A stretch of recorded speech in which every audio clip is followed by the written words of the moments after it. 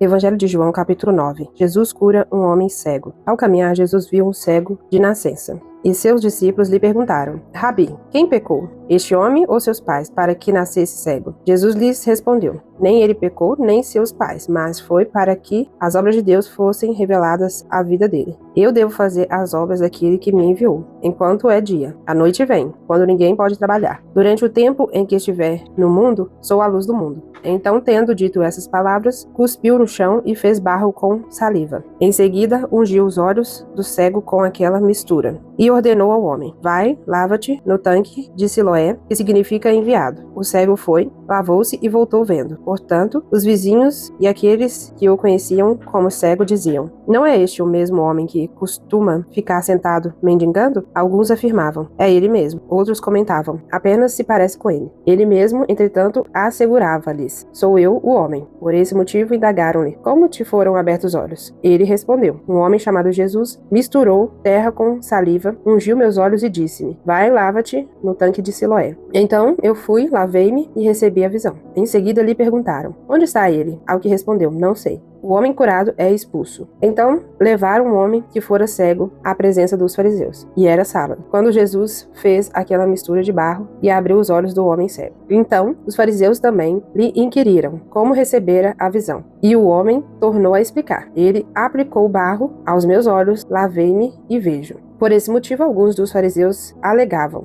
Esse homem não é de Deus, porque não guarda o sábado. Outros murmuravam: Como pode um homem, sendo pecador, realizar milagres como esses? E novamente houve divisão entre eles. Uma vez mais perguntaram ao homem que fora cego: Que dizes tu a respeito dele? Pelo fato de que abriu os teus olhos. O homem asseverou-lhes: Ele é um profeta. Contudo, os judeus não acreditavam que ele fosse cego e havia recebido a visão, até que fossem chamados os pais daquele que recebera a visão. Então os interrogaram: É este o vosso filho, o qual vos dizeis que nasceu cego? Como então ele pode ver agora? Os pais lhe responderam: Sabemos que ele é o nosso filho e que nasceu cego, mas não sabemos o significado de ele estar vendo agora. E também não sabemos quem lhe abriu os olhos. Perguntai a ele: Já tem idade. Ele falará de si mesmo. Seus pais responderam dessa maneira porque estavam com medo dos judeus, pois estes já haviam acordado que, se alguém confessasse que Jesus era o Cristo, seria expulso da sinagoga. Foi por isso que seus pais disseram: Perguntai a ele: Já tem idade. Então eles chamaram de novo o homem que fora cego e lhes ordenaram: Dá glória a Deus, pois nós sabemos que este homem é pecador. Ao que ele retorquiu: Se ele é um pecador ou não, eu não sei. Todavia, uma verdade eu sei: eu era cego, agora vejo. E novamente lhe indagaram: O que ele te fez? Como abriu teus olhos? O homem lhes respondeu: Eu já o disse, mas vós não credes. Por que desejais ouvir tudo uma vez mais? Acaso também quereis tornar-vos discípulo dele? Por isso o insultaram e disseram: Tu sim és um discípulo dele, mas nós somos discípulos de Moisés. Sabemos que Deus falou a Moisés, mas quanto a esse sujeito, nem sabemos de onde vem. O homem questionou: Ora, isso é surpreendente. Vós não sabeis de onde ele vem?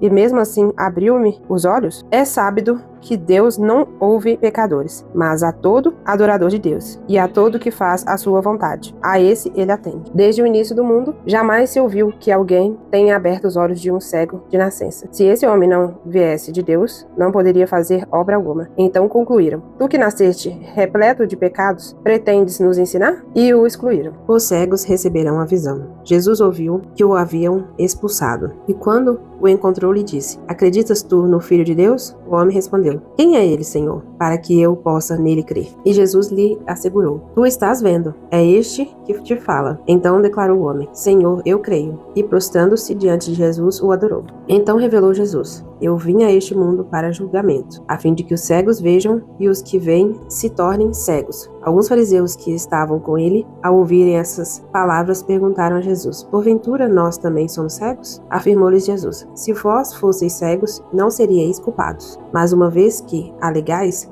nós vemos, por essa razão o pecado persiste dentro de vós. Eu queria falar mais uma vez sobre a questão do pecado. Os judeus aqui, ao interrogar aquele homem, no final eles falam assim: E tu que nasceste repleto de pecados, pretendes nos ensinar? E o excluíram. Ou seja, eles não enxergavam que eles eram pecadores também. Eles achavam que eles eram santos e que o resto era tudo pecador. E esse homem, sendo um cego de nascença, era repleto de pecados. E nós precisamos nos atentar a isso sempre, essa questão de nos acharmos santos. Nem essa questão de nos acharmos santos, não. Mas a questão de acharmos que nós não temos pecado, que nós não temos falhas. Muitas vezes as coisas estão acontecendo nas nossas vidas e é coisa simples do dia a dia e podemos colocar uma palavra menos forte que a pecado, mas talvez durante o dia nós falhamos, nós gritamos ou fazemos outra atitude errada, palavra, falamos alguma coisa que não deve, mas nós não vemos que nós estamos falhando. E nós não só vemos como não queremos ver. Então isso é muito importante que nós venhamos reconhecer que nós somos falhos, pessoas que pecam, pessoas que precisam do perdão do Senhor constantemente. Então nós precisamos constantemente lembrar isso, lembrar que não foi somente ali quando nós aceitamos Cristo, o batizamos, entregamos a nossa vida, que precisamos pedir perdão. É sempre, todos os dias, porque todos os dias nós falhamos, todos os dias nós estamos pecando e quanto mais rápido nós entendermos e enxergarmos os nossos pecados, mais fácil será livrar-se deles.